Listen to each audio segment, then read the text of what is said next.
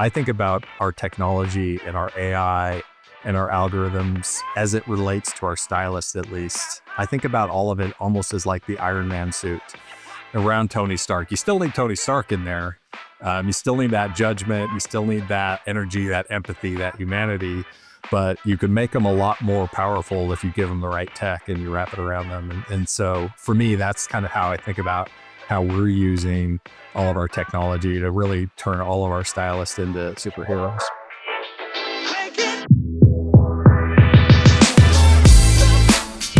Welcome to Retail Remix. These days, it seems every company is an AI company, but StitchFix is one of the few that has truly been AI-centered from the moment of its inception 15 years ago. Today, we're talking with StitchFix's product and technology lead, Tony Bacos, about how the company balances AI and human input through its personal styling operation, and how StitchFix has been able to turn things around the past few years and return to growth.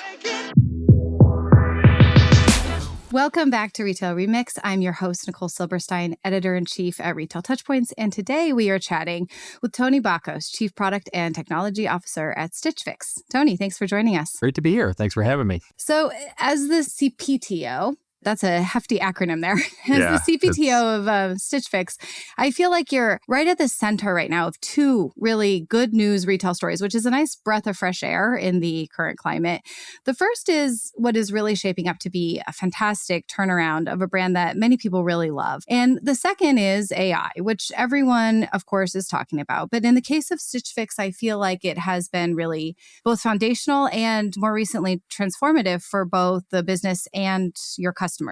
So I guess given that you are in charge of product and tech, let's start with the latter, the AI. Tell us a little bit about how you've been employing this technology at StitchFix more recently and the impacts it's having on the business. Yeah, thank you. Really great question. I think before I jump into what we've been doing really recently, maybe I could set a little bit of the background for folks that may not be as familiar with StitchFix. Yeah, for sure. We've been in business for 15 years. We just celebrated our 15th birthday.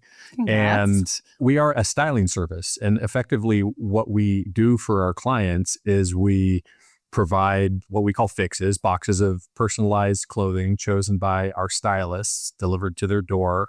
It is really a great convenience for clients for people who are looking for help, making sure that they are staying somewhat kind of on trend, not always necessarily needing to be on the bleeding edge of fashion, but certainly not wearing something that is years and years and years out of vogue. And we provide that service through a mix of stylists. We have a couple thousand expert stylists around the country who wake up every day and serve our clients by putting together these fixes and serving each client's unique personalized needs. The way that we're able to do that and the role that technology plays in that, aside from the obvious things like running a website and an app, is our algorithms. And these algorithms have been tuned and iterated and improved over the course of those 15 years with, at this point, billions and billions of data points about client preferences, fit information, style and trend information, price, patterns, colors, brands, kind of everything that you would imagine that an in-person stylist might ask you if you were going to a department store or something and asking for that kind of help. So for us, the idea of using data to drive intelligence around recommending clothing for our clients is not new. And I would say 15 years ago, it wasn't called AI, but a lot of the core underlying technologies are very similar. Our recommendation stack is, I believe, best in class. And part of that is because this is really at the core of our DNA. And it starts by asking clients, a bunch of the kinds of questions that I've talked about as our very first interaction with them in order to start to power that personalization experience for them. And, once the algorithm has enough information, it sort of curates down an assortment of clothing that are highly personalized for that client. Then the stylist shops from that curated set of clothing for each individual client. And so in our world, we have this sort of unique blend of technology and humans that we believe is a kind of our secret sauce, really. It's where that empathy, that judgment, that connection that the human can provide is powered by all of the pattern matching and these recommendation algorithms that computers are great at. So that's the foundation. Over the last couple of years, obviously, generative AI in particular has kind of taken over the world, and pretty much every industry, especially knowledge worker industries, white collar type jobs, you probably can't get through a day without hearing or talking about or using AI in your Tell me about it. And yeah, the same thing applies to StitchFix. We have been doing some really, I think, innovative and cool things using generative AI, both kind of behind the scenes for our own business efficiency and operations, but more importantly for our client experience, and looking at ways that we can address client pain points or frustrations using this kind of emerging capability of generative AI. A couple of months ago, we launched a new feature that we call StitchFix Vision. You can sort of think about Vision almost as a virtual try-on type of experience, but combined with our own outfit recommendation models so that we remove all of the need for the shopper to do the work on their own. So you've probably played with other virtual try-on type of experiences where you may go to a website and search for something, browse a catalog, find some item that you are interested by, and then, if you're lucky, click some kind of button to see it on yourself and upload a selfie. You kind of go through all those steps. What Vision does is it removes the need for our clients to take all those steps. Because we have these great algorithms that are powering personalized outfit recommendations for each of our client, the only thing that a client needs to do is upload a selfie. And once they've done that, we sort of pay them back for that trust by generating a collection of images in outfits that we have chosen for them and sharing those images with that client, immediately. But then we also send an update to their gallery every week. We currently send 3 new images each week of them in clothing chosen just for them in lifestyle settings. So these are not your typical like dressing room kind of virtual try on feeling. These are really designed to feel more like an Instagram gallery of like you looking your best self. Could be in at a party, could be out on the sidewalk, it could be in a business setting, it could be a tailgate party around the Super Bowl. About a month ago, we did a week of images that were all around tailgate party kind of vibes. And so it's a really fun, engaging tool. And it's something that we've been really encouraged by the reaction, all the data that we're getting about it and the feedback we're getting from our clients. And that's just one of a number of generative AI things that we're doing that didn't really start with us trying to think about, how can we do AI? It was more about how can we use some of these new capabilities to meet a need that our clients have been asking us to help them with. That's a really great customer-facing example. I know there's many others of ways that you are using these newer AI capabilities to improve the customer experience. Are you seeing applications in the back end in merchandising, marketing, supply chain, inventory? Are you finding advancements there on that side of the business? We absolutely are. We have more use cases kind of in flight than we have time to talk about. But we have a pretty aggressive strategy internally, sort of function by function within the company, whether it's finance or marketing or tech or operations or merchandising, you name it. We've got across each of these parts of the broader organization, we've identified opportunities for using AI to drive improvements in efficiency and in most cases to kind of increase our velocity of getting work done and, allow us to get even more out of the people that we have as part of our teams. There's one example I can share that is sort of fits in with our normal kind of business process. And it's a little bit related to the client experience, but it's also related to kind of our back office efficiency. So every time we send out a fix, every time we send out a box of clothing to a client, the stylist writes that client a note. And that note it's intended to sort of communicate, hey, here's what I picked for you. Here's why. Here's how you might want to think about styling it, and it really is just a friendly way to remind our clients that these were not just picked by a computer and dumped in a box for them, but this was actually like the work of a real human who knew this client and was acting on their behalf and who listens to their feedback and input. That styling note itself, up until about a year ago, every one of those started with a blank text box, and the stylist sort of, looking at the items that they chose and spending could be up to, 10 minutes writing a note to the client to explain, what you got and why. And what we found is a lot of the time our stylist had created kind of some of their own workflows and templates. And, if you do the same thing 50 times a day or even, 10 times a day, over time, you are going to look for ways to save yourself some of the duplicative work. And so our stylist has gotten very creative at figuring that out.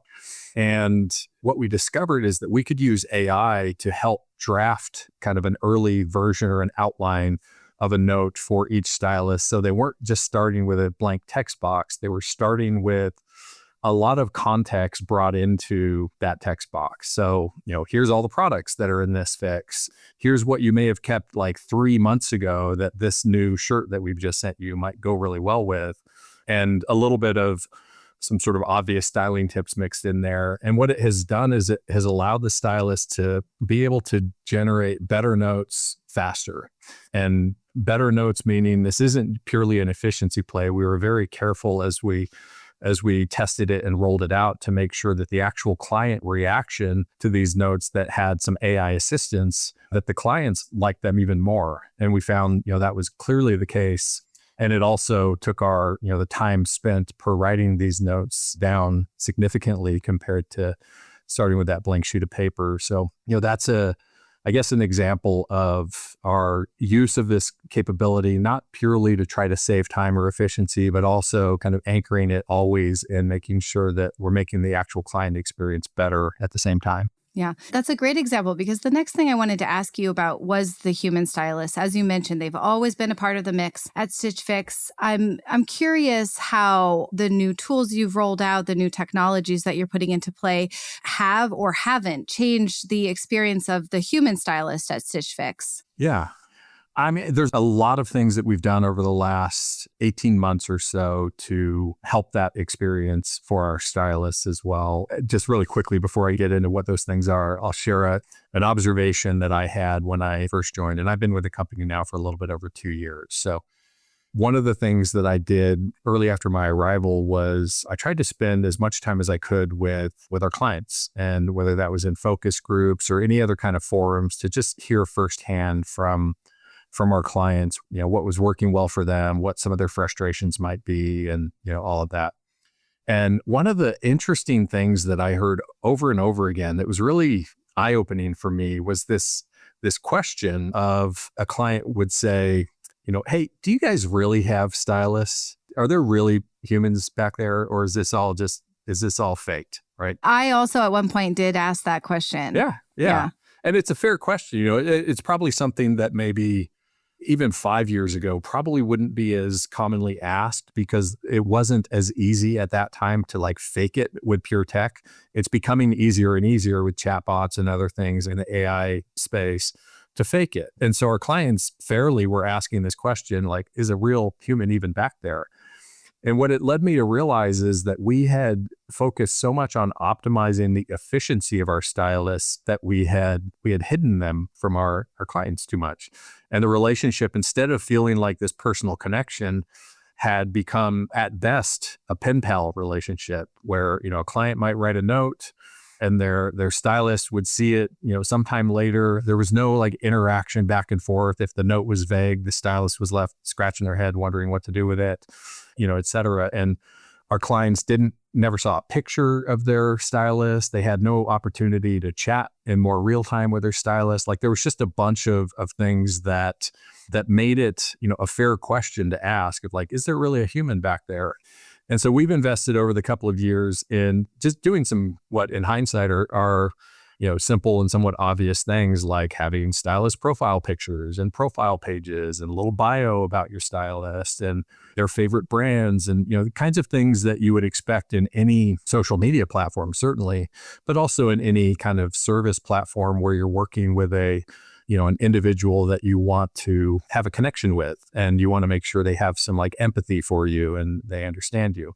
We've been working on that, at the same time, we've been working on trying to make our stylist tools better for them so that they could better serve our clients. This request note kind of AI feature I've described already. There are a number of other things that are in flight or in early testing, things like a chat feature for a client to speak with their stylist whenever they may have an immediate need that is not about, what should be in my next fix, but it might just be like, hey, I need your help. I got invited to a formal party this Friday. I have no idea what to wear. Can you help me? And so that, we have that capability is currently rolling out. We call it Stylist Connect, and our clients have been reacted really positively to that as well.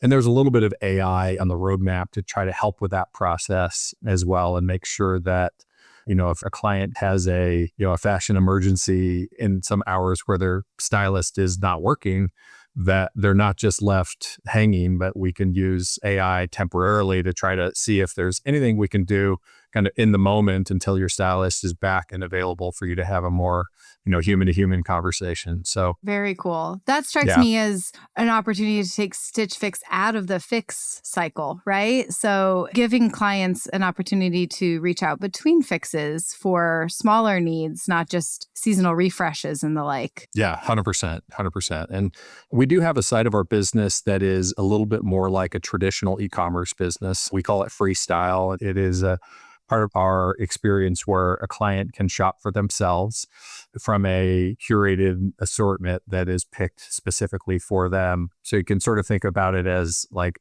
hyper-personalized e-commerce experience where like everything that you see is in stock, it's your size, it's in your budget, it's the brands that you like. And that kind of experience opens up the opportunity for us to serve our clients in between these fixes when they have more like a la carte needs that they don't necessarily want to wait for a full box of stylist picked items to arrive, but they also don't want to have to go to a more like general e-commerce site and like sift through, a million options that they can't make heads or tails of. And then have it not be in their size when they find what they want. Right. Yeah. Exactly. Or it's from some brand that it looked really good on screen, but then when you get it, the quality is garbage or whatever. So kind of going back to where we started at the top, though, how much do you think all of these new enhancements and tools that you've been rolling out are to credit for the kind of reinvigoration of the business over the last couple of years? I mean, they certainly play a role. I think there's not any one single thing that I would point to credit for carrying most of the weight of helping turn the business around. Just for some context, when I joined and Matt Baer, our CEO, he preceded me by 4 or 5 months. When both of us joined, the business had been in a pretty long, steady decline in terms of annual revenue and active clients. And, it was in a pretty distressed space. And we undertook a transformation strategy, which, is basically figuring out how can we stabilize and turn this business around and get it back to a healthy footing and get it back to growth. And as you mentioned earlier, like it's a brand that a lot of people root for. And it was part of the reason that I joined StitchFix is I saw the value in the brand and I felt like there was an opportunity to turn it around and get it back to growth. And so this transformation strategy, it really touched all parts of the business, everything from our assortment and our merchandising strategy and what are the actual products that we carry, how deep do we go, how broad do we go, to our logistics, where do we have warehouses and how do we make sure that they're set up to best serve our clients while also being kind of economically the right decision for the business. And then a lot of work around our client experience, introducing more flexibility so that clients could receive larger fixes if they want to. Up until about 18 months ago, every fix was always 5 items, no matter what. And so giving people a little bit more flexibility in that, giving people the ability to start a fix with a single item that they found through our Freestyle shopping experience. So if I'm browsing Freestyle and I see this vest, I'm like, oh, that looks pretty good. I want to buy that. But you know what? I want some stuff that goes with it as well. And I don't want to have to spend a whole bunch of time. I can send that to my stylist and say, hey, put this in a fix and fill out the rest of the box with things that complement it. And a number of other things that we've introduced to try to make the experience more flexible, more engaging, more compelling. And I've talked about the stylist interaction and kind of bringing our stylists out from behind the curtain. And then some of these AI tools that are fun and engaging, and ultimately we believe will be very like commercially valuable as well. But frankly, they've been primarily built with the goal of making our clients happier and believing if we do that, then good things will follow. Yeah, that tends to always be a good North Star to follow, right? Yeah, it's pretty safe. It's pretty safe. Yeah. And I mean, to your credit, it seems like it's really working. So it's been exciting to watch. I'm curious though, because so now we've already established that the algorithms, AI has always been a key kind of piece of the StitchFix offering. But now AI is entering the mix across the internet, on websites and on search, on social, on places where these capabilities never existed before. It seems like it's probably the personalization ante is getting upped a little bit, because personalization is getting better almost everywhere thanks to these advancements in AI. How are you responding to, I guess, what could be seen as increased competition from a number of different angles now, from even search engines, for example? Yeah. I mean, I think that it's good to have that competitive pressure, right? It helps keep us sharp and keeps us from getting too complacent with the sort of strength of our algorithms. I like I said, I do believe that our recommendation stack and our overall algorithms are best in class. And part of that is because we've been doing it for 15 years now. Part of it is also because we intentionally create a little bit of friction to sign up and become a StitchFix client for the first time, more so than almost any other e-commerce experience, where you can just sort of hit a website, browse around, pick an item, put your credit card in, and stuff shows up. Our onboarding, what we call onboarding, our style quiz that people complete when they first sign up, takes a little bit of time. There's a lot of questions that are asked. We invest in really getting to know you right out of the gate so that we can use that information to power the experience later. And most of the AI experiences out there that are trying to sort of create the same feeling, they don't have that same richness and focus of the data that they're using. They don't. And so what they're typically doing is kind of generalizing, for a given occasion, these kinds of clothes are usually appropriate for that kind of occasion. Well, there's some value in that, but it's pretty limited when you think about how different all of us are as individuals, how we all have different fit needs. We all have different ideas of like what colors we love or what brands we love or what we can afford to buy or what we typically are willing to spend on certain items. And so I would say a lot of these other competing services that are, aspire to be highly personalized, they're not there yet. They're using what little information they have, and they're giving back relatively generic answers that are designed to like be in the middle of the bell curve for like what most people are typically going to want for this kind of occasion or this kind of event. And those things they can be helpful, but incomplete.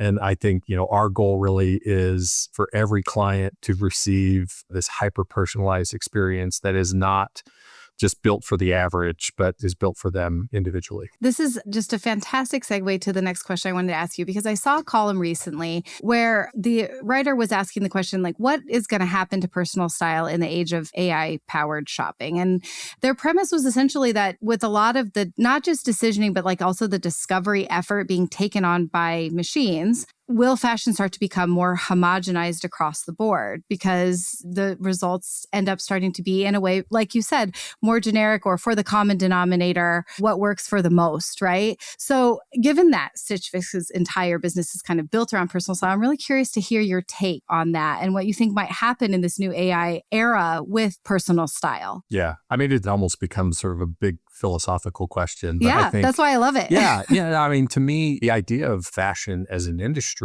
is that what you wrap yourself in and go out into the world wearing should feel like an extension of yourself, a representation of yourself. And if everybody's wearing the same uniform because AI picked the same uniform out for everybody, that's kind of contrary to the whole idea of it. Now, certainly some people dress to blend in and they would be perfectly happy wearing the same uniform as everybody because then they don't have to think about it and they don't have to take a risk or whatever. But I would say most of us want some amount of expression through how we dress. So I don't think that personalization or that the fashion industry itself is going to like regress to the median and like everyone's gonna just end up wearing exactly the same thing. I think we're going to continue to see, some amount of clustering of certain things that may be kind of on trend that you may see more people wearing in a given season than in the prior season or, a couple of years ago. That's always been part of the industry and part of culture.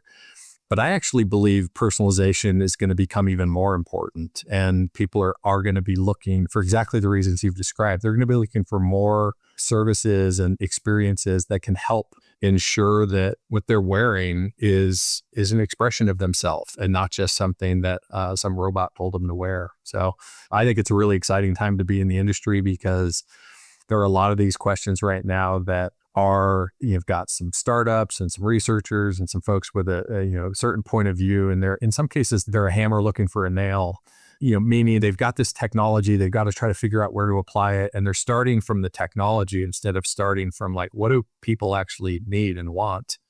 And how can we use this capability to serve that need better? So it does sound too like consumers are going to have the ultimate say, because I think you're absolutely right about what we humans look for from fashion. And if indeed like the results from AI answer engines start to become really generic and boring, then consumers will probably just stop using them. So a lot of it will just be following, the consumer. So, okay, let's stick with more philosophical for a second, because you also, prior to joining StitchFix, you spent a good chunk of your time at Amazon, one of the great technology innovators of our time. So I'm curious if there's anything from the Amazon ethos that you've really held on to even after leaving the company. Yeah, I mean, we could do a whole podcast episode on that alone probably. But, I had a great experience at Amazon. I was there for close to 8 years across a few different roles. And, I learned a lot about technology, a lot about business, a lot about kind of how to run a business. Amazon has a unique internal culture of what it's like to work there and what it's like to get things done.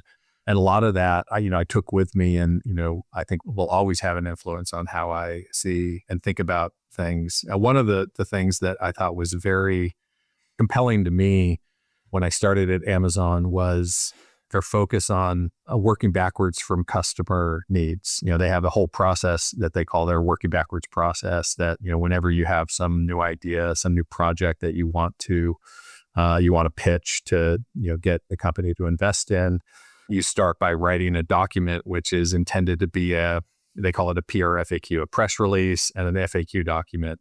And the reason for that was to make sure that whatever it is that you're envisioning, you're able to describe it from the perspective of the customer or the average, person on the street.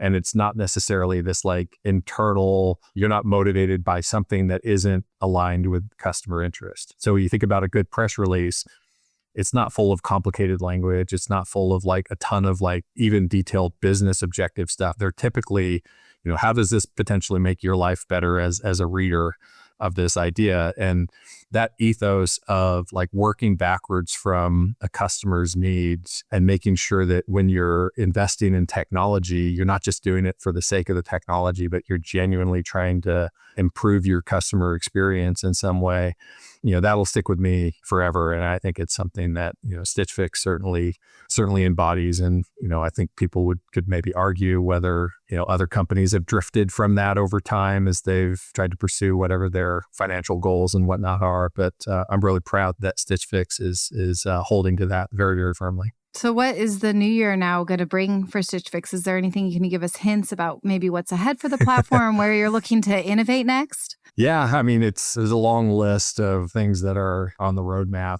I think we are continuing to invest in making sure that we have the best assortment of products to meet our clients' needs. And, that's something, whether it's onboarding, great new brands, whether it's getting better and better at producing our own private brands that our clients love, or whether it's getting better at using the inventory that we currently have more efficiently.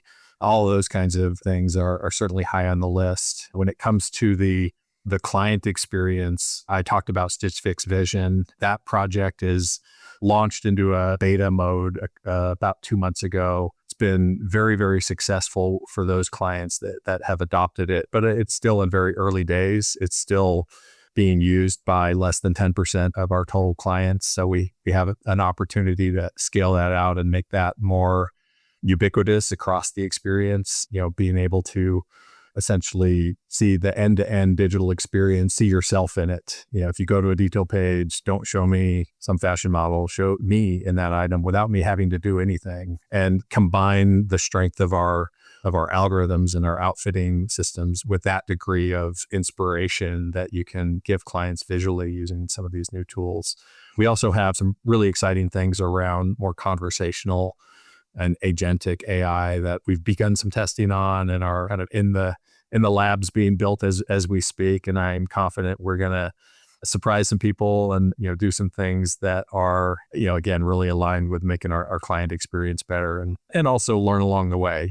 This whole AI space is evolving so quickly. It's very difficult to have a perfect prediction of, what it's going to look like a year from now, or in some cases, even 3 months from now, with how rapidly some of the foundation models are improving, how many new companies are popping up that are using those models in like unique and valuable ways. And so we're paying attention to that. We're staying connected to that across end-to-end sort of business flows that we have. But it's going to be a fun year for us when we continue to sort of evolve the things that we've already talked about and unveil a few new things along the way as well.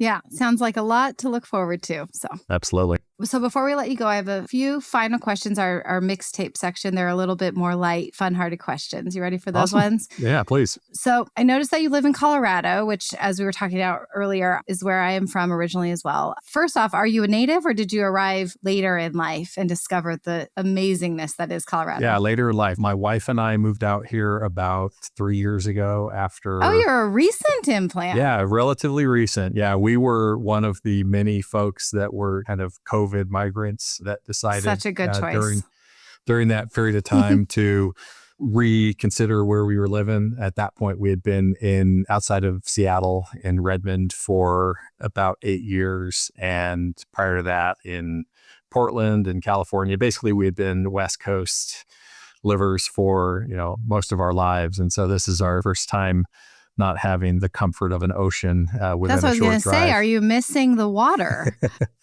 Yeah, certainly. But, there's some things here in Colorado that you don't get out there either. The mountains are incredible, especially compared to the Northwest. The weather here is amazing. I think most people don't realize how sunny it is in Denver, how many days of sun you get each year compared to... I have heard multiple times it's more than the number of sunny days in California. I'm not sure if it's true, though. So what I've heard is I think we average about 300 days of sun a year, mostly sunny skies, which is probably at least 3 times what I was used to in the Northwest, in Seattle and Portland. I imagine.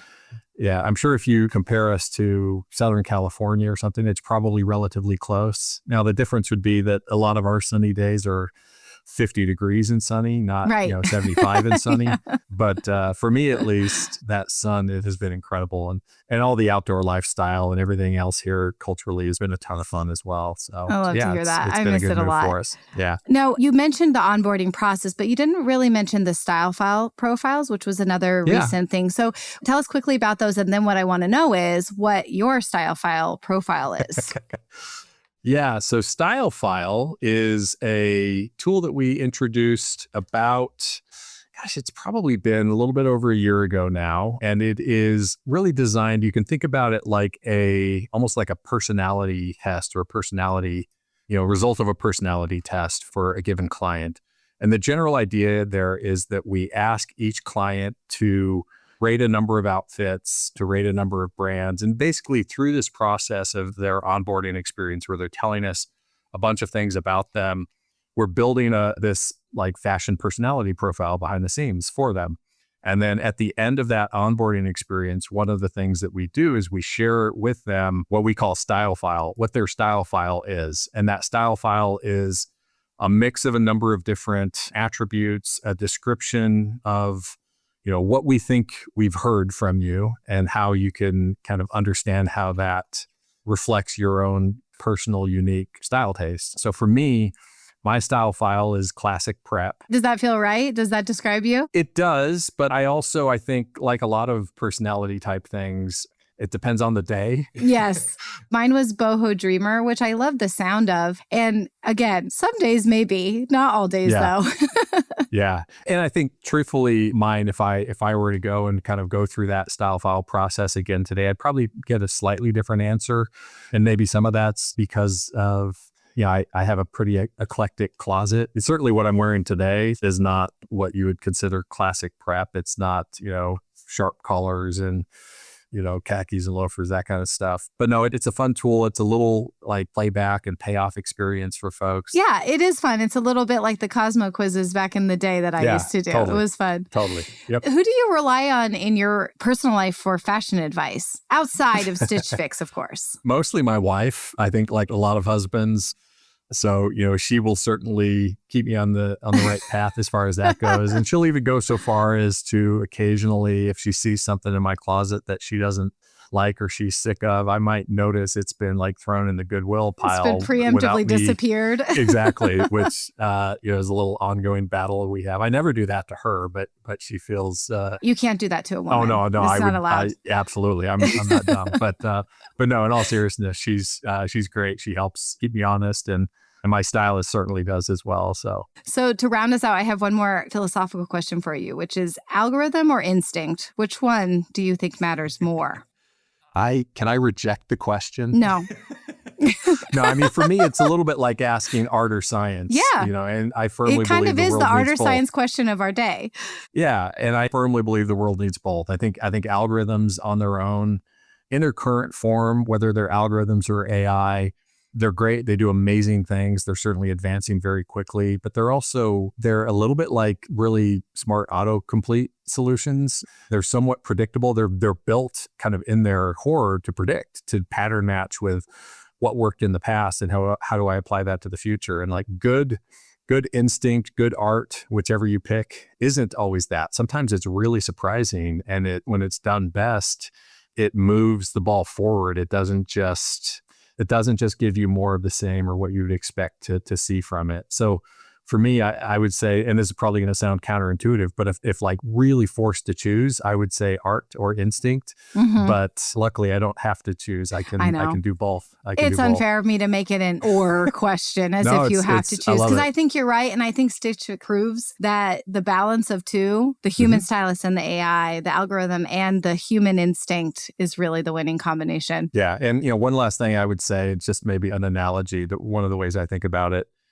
on this front is I think about our technology and our AI and our algorithms as it relates to our stylists, at least. I think about all of it almost as like the Iron Man suit around Tony Stark. You still need Tony Stark in there. You still need that judgment. You still need that energy, that empathy, that humanity. But you can make them a lot more powerful if you give them the right tech and you wrap it around them. And so for me, that's kind of how I think about how we're using all of our technology to really turn all of our stylists into superheroes. What a great note to end on. I love that analogy. Thank you, Tony, for being here with us today, taking us inside the Iron Man suit of StitchFix. It's been really fun. Yeah, absolutely. I really appreciate it. Thank you so much. And thanks all of you for joining us. As always, we would love to continue the conversation with all of you on LinkedIn. Tell us what you think, algorithm or instinct, or your reactions to anything else that you heard on this week's episode. And let us know who you want to hear from in future episodes. Thanks, everyone. Talk to you all soon.